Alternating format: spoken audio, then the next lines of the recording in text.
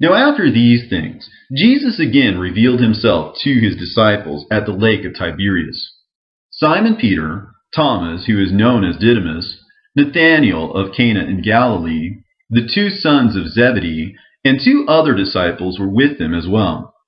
Simon Peter said to them, "I am going out to fish." And they answered him, "Then we will go along with you." And right away they went to the boat and climbed aboard. And they caught nothing all that night. So as morning was approaching, Jesus stood upon the shore, but none of the followers recognized him as such. Then he asked them, "Children, have you got anything to eat?" "No, we don't," they answered him. Jesus therefore said to them, "Cast your net over the right-hand side, and you will find something." Now their catch of fish was so great that they lacked the strength to haul it in. Then the beloved disciple of Jesus said to Peter, "It is the Lord." Now Simon Peter was not wearing anything, so when he heard that it was the Lord, he put on his shirt and jumped right in. And since they were not far from the shore, only about 200 cubits away, the other disciples came ashore inside the tiny vessel, dragging the net that was full of fish. And as they disembarked upon the land, they saw a coal fire there, and a single fish thereon, and a loaf of bread as well. And Jesus said to them, "Now bring the fish that you have caught." Simon Peter went over and dragged ashore the net that was laden with fish. Now there were 153 of them, and these fish were very large. And despite the greatness of the haul, the net never tore. Then Jesus said to them, "Come now, and let's eat breakfast." And knowing him to be the Lord, none of his followers dared to ask him who he was. Then Jesus took and gave them bread, and he did the same with the fish as well. Now this was already the third time after his resurrection that he had shown himself to his disciples. And when they had finished their morning meal, Jesus questioned Simon Peter, "Simon, son of John, do you love me more than these?" "Lord," he answered, "of course I do. You know how I love you." And he responded, "Feed my lambs."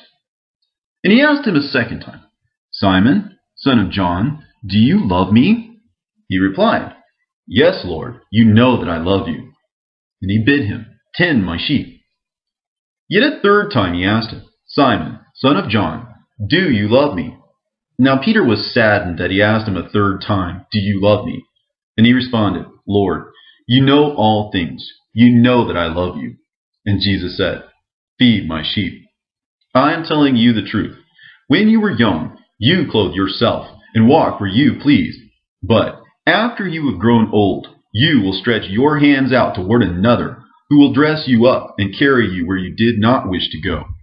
This he said to indicate the manner of death by which he would glorify God.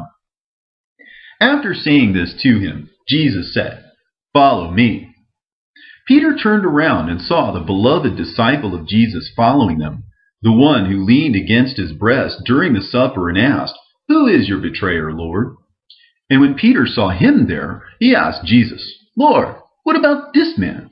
And Jesus replied, "If it is my will that he should stay until I come, why should that be your concern? You must follow after me."